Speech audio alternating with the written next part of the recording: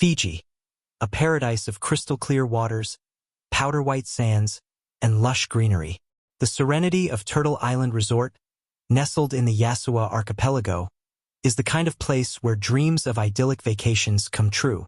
A destination so tranquil, it feels like a world apart from the chaos of everyday life. This is where newlyweds Bradley Robert Dawson and Christian Dawson found themselves in the summer of 2022. The couple had arrived on this secluded island for what was meant to be a dream honeymoon, their first escape as husband and wife. But what should have been a time of joy and celebration quickly turned into a nightmare. Just days into their stay, the quiet beauty of the island would be shattered by a brutal crime. On July 8, 2022, Christ was found dead, and the idyllic island retreat would be marred by the shocking death of a young woman, forever altering the course of her family's lives and her husband's fate. Bradley Robert Dawson, a 40-year-old IT professional from Memphis, Tennessee, was not the man many had thought him to be. At first glance, he appeared to be a calm and collected individual, with a steady job and a stable life. Employed by Youth Villages, a non-profit organization focused on child welfare, Bradley seemed to be living the American dream. His marriage to Christ, a pharmacist who had recently graduated from the University of Tennessee Health Science Center, appeared to be the beginning of a bright future for the couple. But as the days unfolded on their honeymoon, an entirely different side of Bradley would emerge. On the night of Christ's death, the couple had been embroiled in a heated argument. The details of that argument remain unclear, but what followed was nothing short of horrifying. Christ was discovered lifeless, a victim of blunt force trauma, her life cut short in a place that was meant to symbolize peace. What followed the tragedy was an investigation that would unravel shocking truths. Bradley, the man who was supposed to protect his wife, became the primary suspect. The evidence, though circumstantial at first, would tell a damning story. Bradley's actions after the murder were a chilling indication of his guilt. Authorities in Fiji were soon on his trail, and the pursuit of justice would soon go global. This video aims to take you through the harrowing journey of Bradley and Christ Dawson, exploring the tragic events that led to Christ's death, the investigation that followed, and the subsequent legal proceedings that shocked the world. Join us as we delve deep into this tragic case and uncover the disturbing truths that lie beneath the surface of what seemed like a perfect marriage. Welcome to Unmasked, the channel you come to hear the shocking and the unbelievable. Like the uncomfortable truth, we deliver it weekly. Subscribe and tap the bell so you're always first on the scene. Bradley Robert Dawson's life before the tragic events in Fiji might have seemed unremarkable to those who knew him. A 40-year-old man from Memphis, Tennessee, Bradley grew up like many others in the city, a middle-class household, an ordinary education, and an even more ordinary career trajectory. Yet, behind the surface of this seemingly average life, a darker side of his character remained concealed until it would later unfold in the aftermath of his wife's death. Bradley was educated in the public schools of Memphis, where he was known as a quiet, introverted student who kept to himself. There were no early signs of violent behavior or aggression, no red flags that suggested any later turmoil. He attended the University of Memphis, where he earned a degree in information technology, a field that would provide him with steady employment for much of his adult life. By the time he was employed at Youth Villages, a non-profit organization dedicated to helping children and families, Bradley had carved out a stable life for himself. His work in the IT department was well regarded. He was competent, reliable, and appeared to be a man who thrived on routine and order.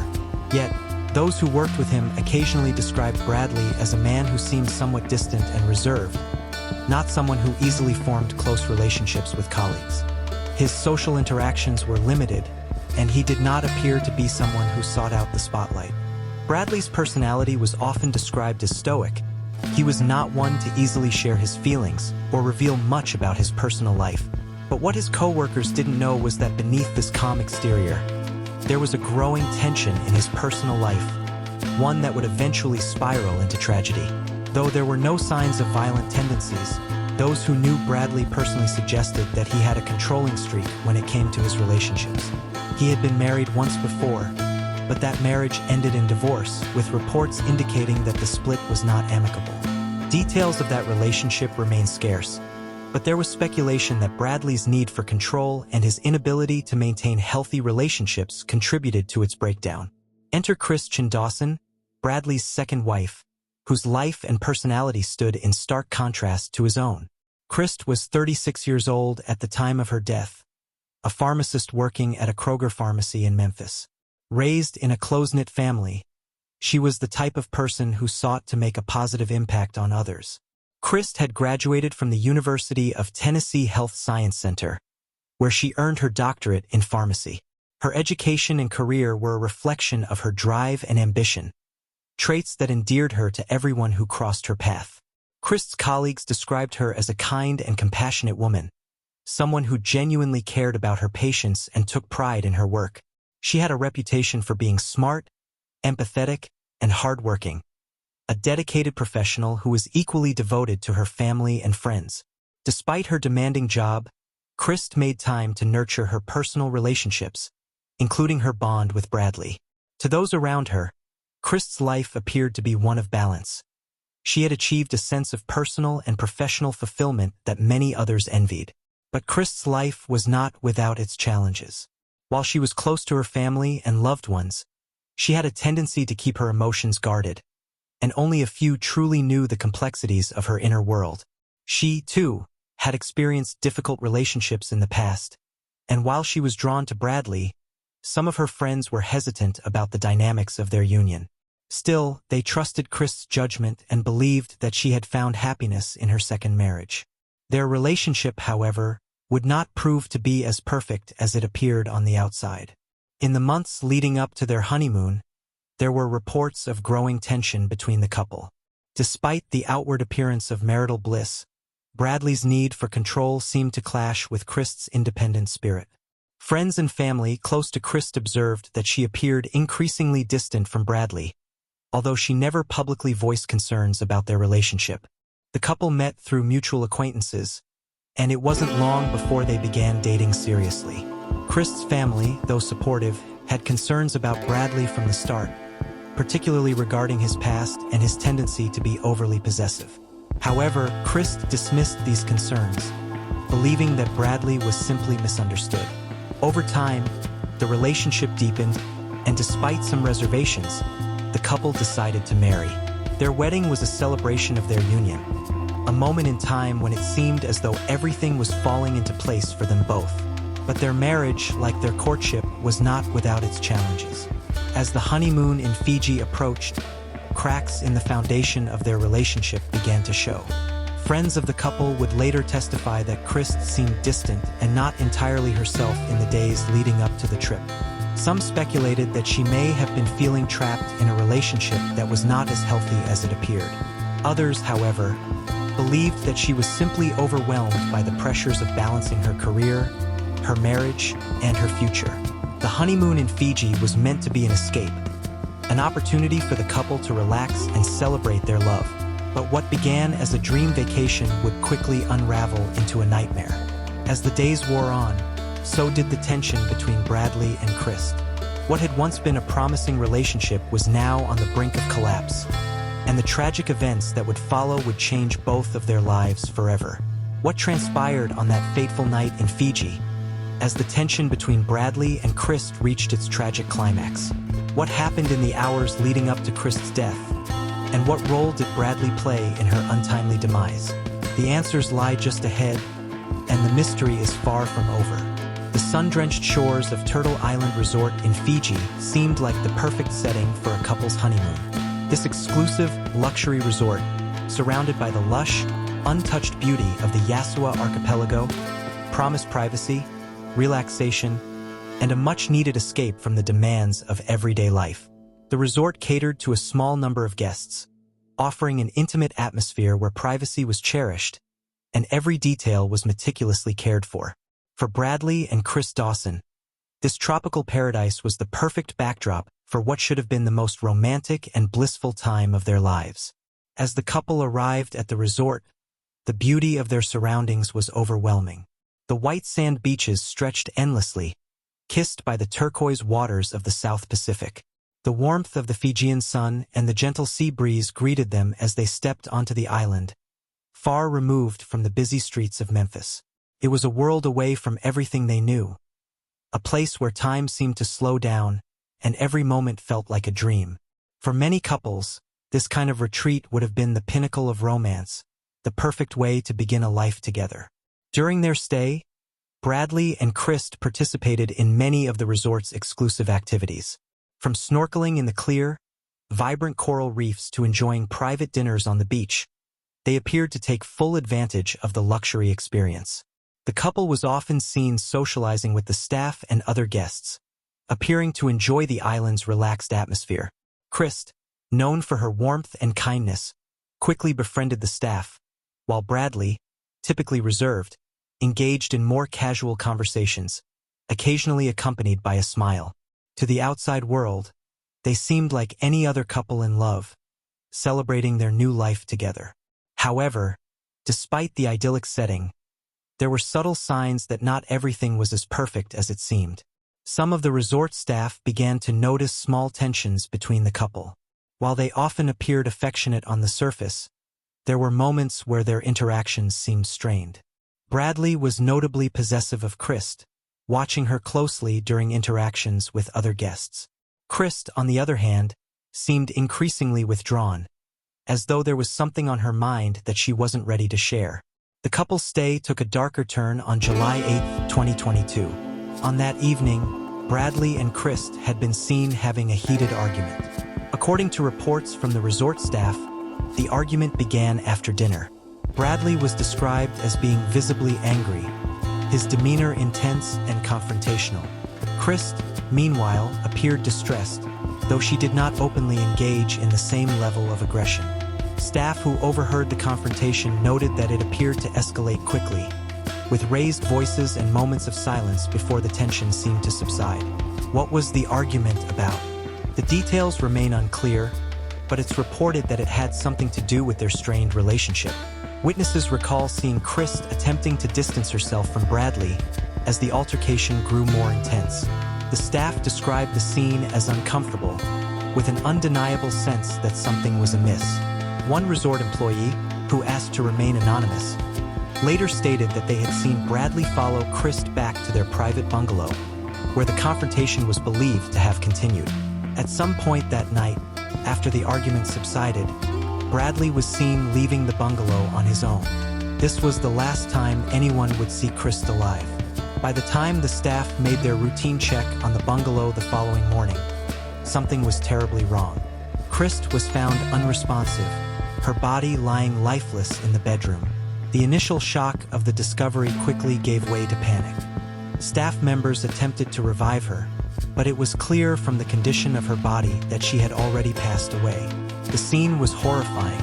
Christ had suffered severe blunt force trauma, with multiple injuries to her head and body. It was evident that she had not died from natural causes.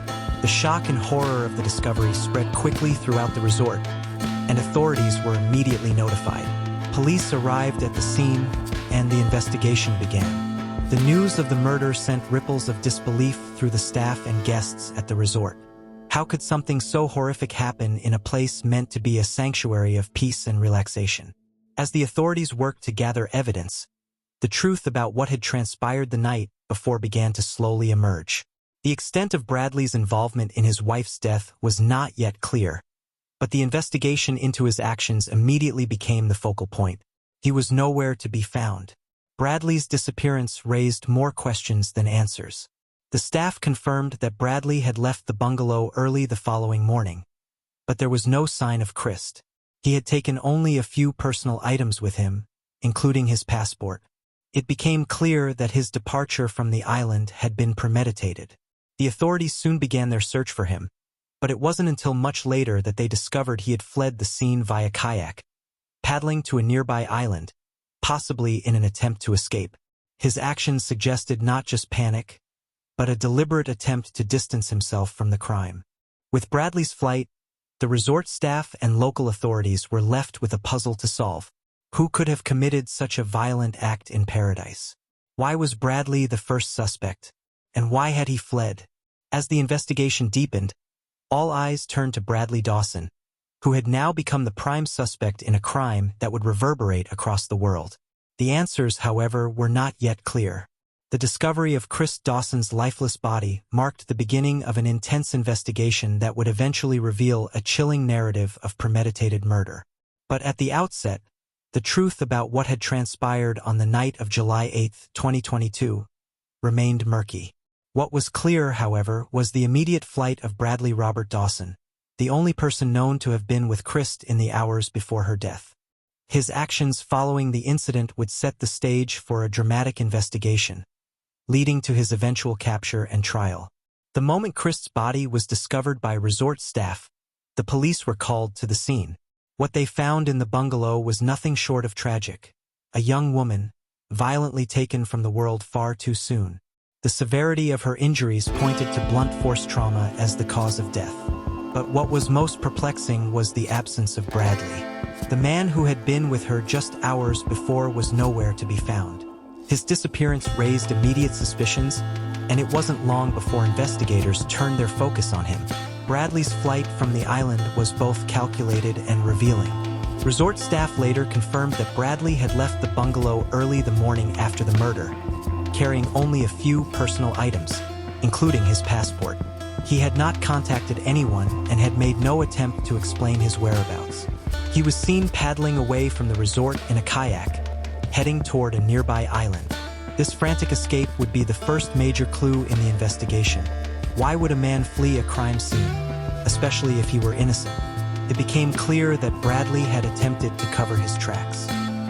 His escape was deliberate, and his decision to take only his passport suggested that he had been planning to flee the island. He made his way to a small nearby island, hoping to disappear into the vast expanse of the ocean. However, the authorities were not far behind. Bradley's kayak was spotted, and he was eventually apprehended and taken into custody by Fijian authorities. His actions, combined with the evidence at the crime scene, made it increasingly difficult to deny his involvement in Chris' death. As the investigation progressed, evidence began to mount against Bradley. Police found his personal belongings scattered around the crime scene, further indicating that he had been there before fleeing. In addition to his passport, investigators found his cell phone and some items of clothing, all of which painted a picture of a man who had tried to run from his past, but not from the truth. The condition of the crime scene, too, suggested a violent struggle had occurred. Chris had suffered multiple blows to her head and body, leaving little doubt that this was not a crime of passion, but one that was planned. Bradley's escape, his attempt to erase the evidence of his involvement, and the brutality of the crime all pointed in one direction. He was responsible for her death. The investigation culminated in the arrest of Bradley Robert Dawson, who was soon extradited to the United States to face trial. The case attracted widespread media attention, and the courtroom became the stage for a legal battle that would reveal shocking details about the couple's marriage and the events leading up to Chris' death. Bradley was charged with the murder of his wife, and the trial began in 2024, just 2 years after the incident in Fiji. The prosecution's case was straightforward. Bradley had killed Chris in a violent outburst, likely fueled by a combination of jealousy and anger. The evidence, they argued, pointed directly to him. His actions after the murder, his escape, the bloodstains found in his belongings, and the timeline of the events left little room for doubt. The prosecution contended that Bradley's decision to flee the scene was not that of an innocent man, but rather someone trying to cover his tracks and avoid facing the consequences of his actions. The defense, on the other hand, sought to paint a different picture. They argued that the case against Bradley was circumstantial and that there was insufficient evidence to convict him of murder. They suggested that the death could have been the result of an accident or some other unforeseen circumstance. The defense also attempted to cast doubt on Bradley's character, stating that he was not the violent type and had no history of abusive behavior toward Chris. Throughout the trial, the prosecution presented witnesses, including resort staff and law enforcement officers, who testified about Bradley's actions on the night of the murder. A forensic expert also took the stand, explaining the extent of Chris' injuries and the likelihood that they had been inflicted by someone she knew, someone who had close contact with her.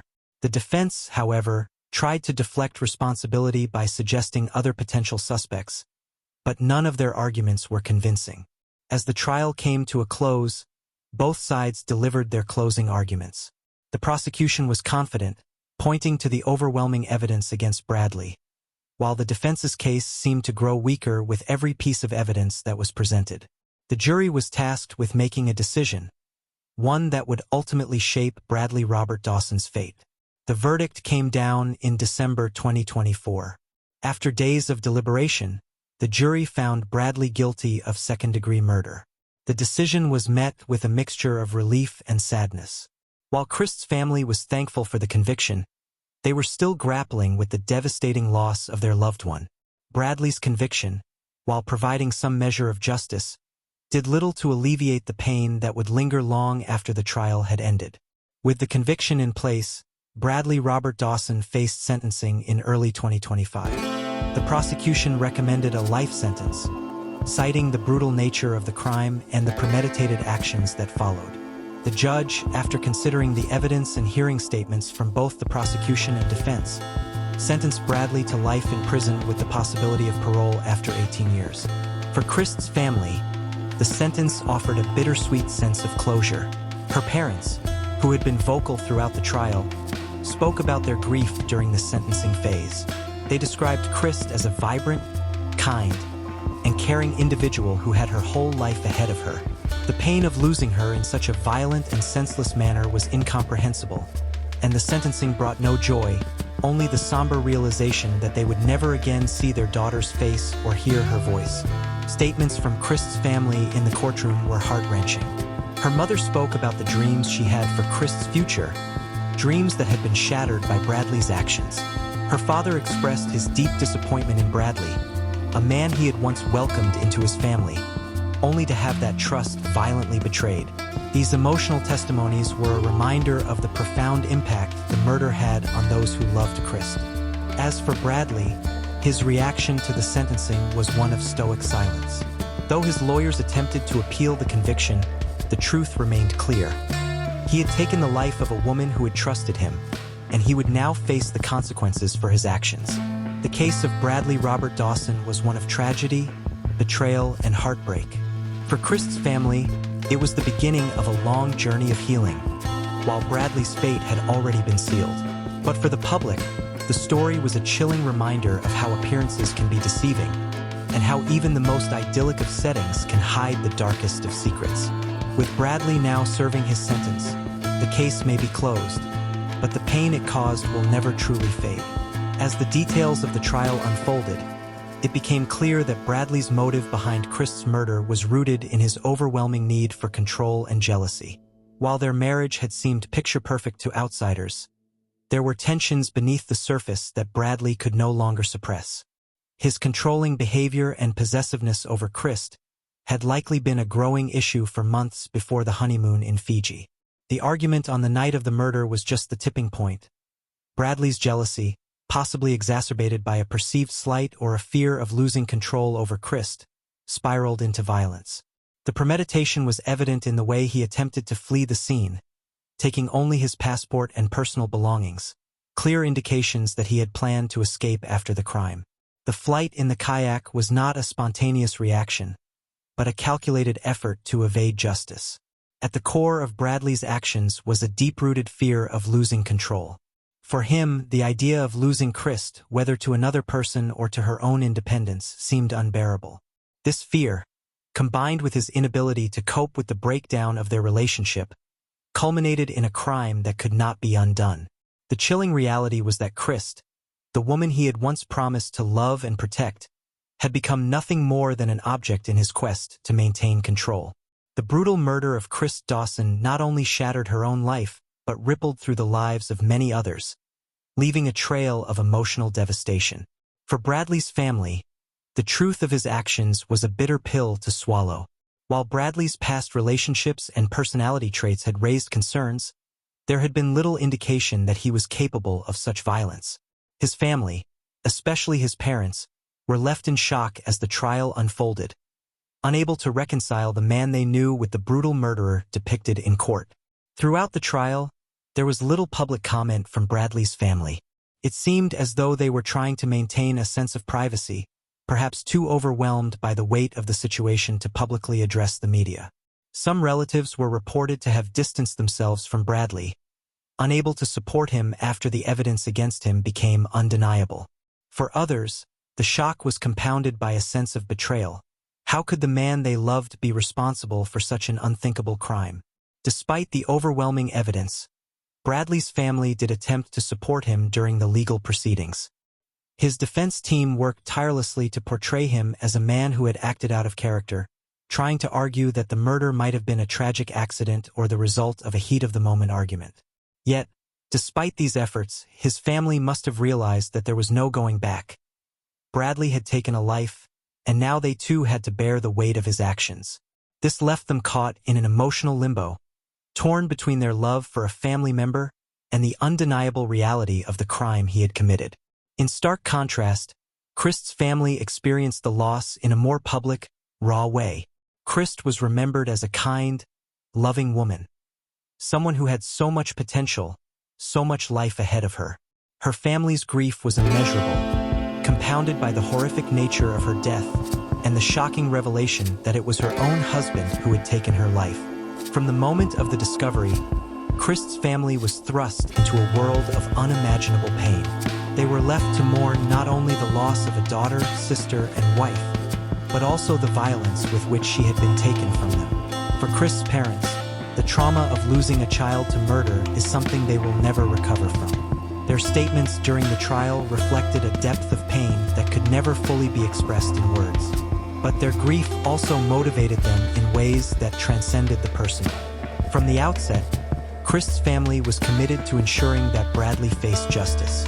They worked with investigators, attended every stage of the trial, and provided impact statements that gave voice to the devastation they felt. The trial, for them, was not just about finding justice for Chris. It was about holding Bradley accountable for the life he had taken, and making sure that his violent actions did not go unpunished. The legal proceedings that followed Christ's death brought with them a significant amount of scrutiny and reflection on the justice system itself. While the case appeared to be straightforward, an angry husband murders his wife, there were still elements of the trial that raised questions about the legal process and the public's perception of domestic violence. One of the key considerations was the speed with which the case progressed. The evidence against Bradley was overwhelming. His flight from the scene, his premeditated actions, and the brutality of the crime left little room for doubt. The speed of the trial, while providing some closure for Christ's family, raised questions about the adequacy of his defense. Bradley's legal team made an attempt to argue that he was acting in the heat of the moment, but this defense was unsuccessful given the evidence presented. The prosecution's airtight case, combined with the damning details of Bradley's escape and attempt to erase his involvement, left little room for debate. From a social perspective, the case also highlighted the dangers of domestic abuse that often go unnoticed until it's too late. While there were no obvious signs of prior physical abuse, experts pointed to the psychological control Bradley had over Christ as a contributing factor to the tragic events. The relationship dynamics, including Bradley's jealousy and possessiveness, suggested an underlying issue that may have played a part in the escalation of the situation. The case, in many ways, served as a reminder of the complexities of domestic violence. Often, the emotional and psychological control is just as harmful as physical violence, yet it is frequently overlooked until it culminates in a tragic outcome. The emotional weight of this case is undeniable, and it raises important questions about the nature of control in relationships and the devastating consequences it can have. The pursuit of justice, while providing a measure of closure, also underscores the need for greater awareness of domestic violence and emotional abuse. This case serves as a call to action for all of us to recognize the warning signs and to act before it's too late. We encourage you to engage in the conversation about domestic violence awareness. Share this video to spread the knowledge, and let's work together to ensure that tragedies like this are prevented. If you're interested in more true crime stories and important discussions, subscribe to our channel for more content that sheds light on these dark, yet important, narratives. The fight for justice doesn't end here. Let's keep pushing for change. If you're the type who needs answers even when they're disturbing, you're in the right place. Subscribe and hit the bell. We'll keep digging,